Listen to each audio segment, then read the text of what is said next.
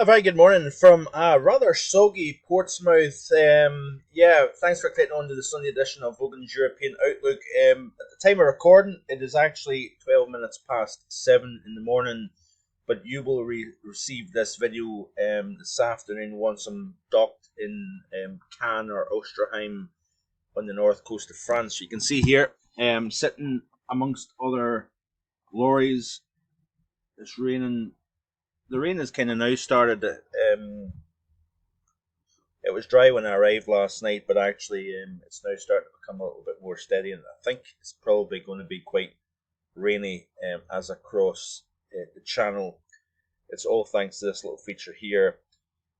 That's probably bringing the worst of the conditions actually to Cornwall, Devon, into parts of the southwest of England, South Wales, and really the system itself doesn't seem to really kind of want to kind of head east, but eventually it kind of dissipates and heads into the near continent with high pressure kind of building around this feature. And then of course it's all eyes on this system as it moves, skirts up the west coast of Ireland, Northern Ireland, and into Scotland.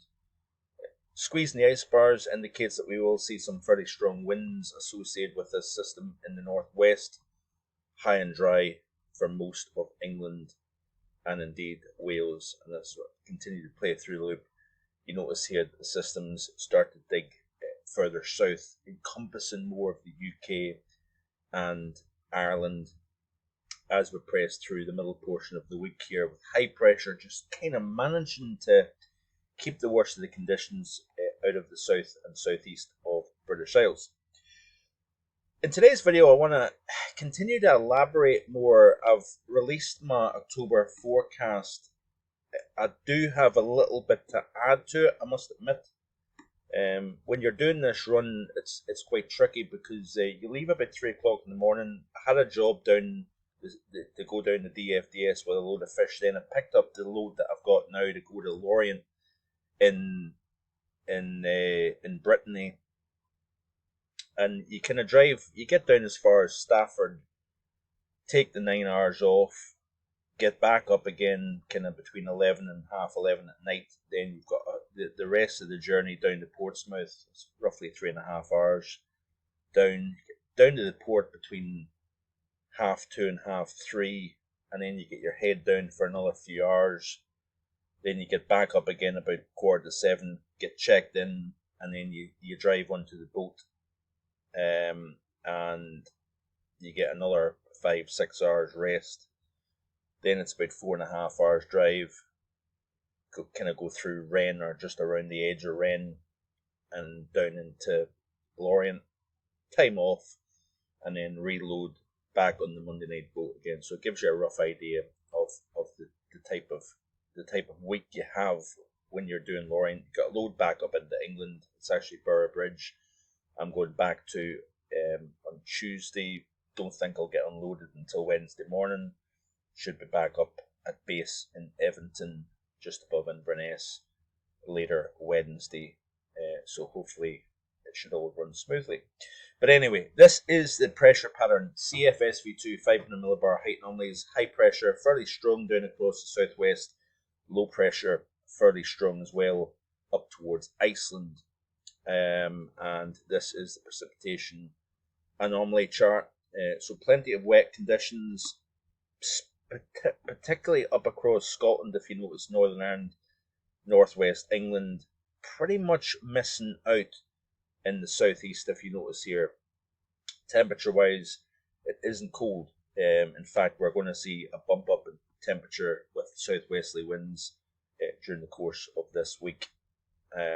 And then looking into week 2, you can see here that still warmer than normal, but less warm compared to normal. Well, certainly compared to the first week at least. Anyway, high pressure kind of shifts a little bit to the west, southwest. The main axis of the trough then shifts into Scandinavia, as you can see here. Precipitation wise, we've still got wetter than normal across Scotland, but much drier than normal across England, Wales, southern portions of Ireland here. And then into the following week, you can see here, again, further north, wetter than normal upper level pattern looks like this here. The ridge kind of just managed to kind of take control more of the UK airspace, generally speaking, kind of lose a little bit of that trough, if you notice. And then as we push towards the final week of October, we've got high pressure to the south, low pressure to the north, precipitation wise, looks like this here. But really, it's wetter than normal, as you can see here, and of course warmer than normal also. The reason why it's going to be warmer than normal despite the unsettled is the fact that the Atlantic is still so warm.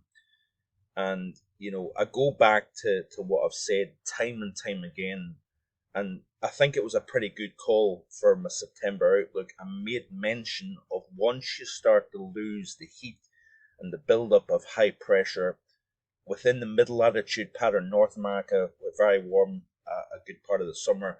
Europe, of course, and a good part of Asia was very, very warm.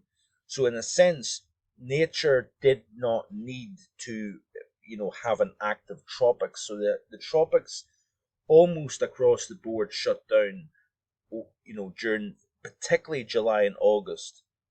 There was no need, because what's the role for tropical activity? It's to move heat out of the tropics and redistribute into the temperate regions here. But when you've got such a warm temperate regions, nature does not need to push heat north.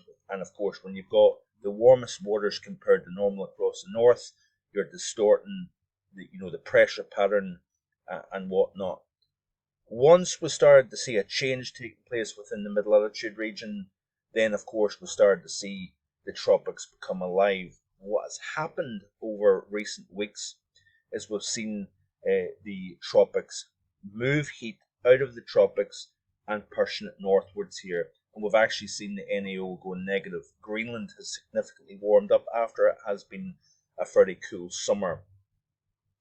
And it's interesting when you see this push of tropical heat towards the pole. We are seeing influence on that taking place. Now, if we look at the bigger picture here, and this is what I'm wanting to get at for the longer range stuff, even for the winter season as we go forward, we need to try and keep an eye on potential disruption to the polar vortex. Yep. Yeah, that's fine. Whenever you're ready, hook down, mate. Right, mate.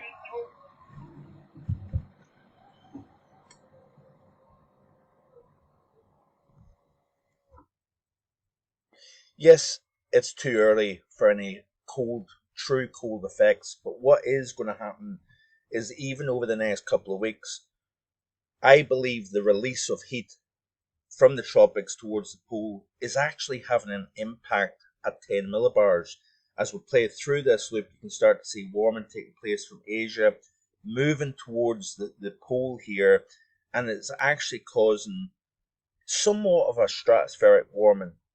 Not getting carried away, of course not. But what's happening during the month of September on into the month of October, the pattern in essence could potentially repeat itself later down the road. Late season tropical activity can have major impacts, a month, even 2 months down the road here. So this is something certainly worth keeping a close eye on over the next couple of months here. A tweet here by Marco Patagna of the Met Office here showing that weakening, a brief 30 to 35 mile per hour weakening of the winds at 10 HPA, causing minor warming and distortion of the polar vortex itself here. And you can see that here in these charts. So certainly there is stuff going on here, and this is something that we need to watch further down the road. But certainly October looks as if the CFSV2 at least is trying to keep high pressure a little bit more involved in the pattern here. But such a dry spell during the summertime, during most of this year, it has been incredibly warm. But it's going to be interesting to see how much substance this change during the month of September, with the tropics becoming more involved, it's going to be interesting to see how much of a hold this can have. Is this a major change that we start to see that will control potentially the next 3 to 6 months? That all remains open to question here. But this here can be a positive if we start to stir up these warm waters, maybe start to develop a channel of cooling across the central portion of the North Atlantic. You develop a tripole of warm over cold over warm. That can then lead to a negative North Atlantic Arctic oscillation as well during the winter season here. So certainly plenty of things on the table here. So I do appreciate you watching. Please like, share, and hit that subscribe button and keep up to date with what's going on here. These are all aspects that I'm going to be looking at: solar cycle, sea surface temperatures. There's a lot of exciting things happening, and I certainly encourage you to stay here on my YouTube channel. So thanks for watching today. I'm just about to head onto the boat, so I'm going to have to cut this.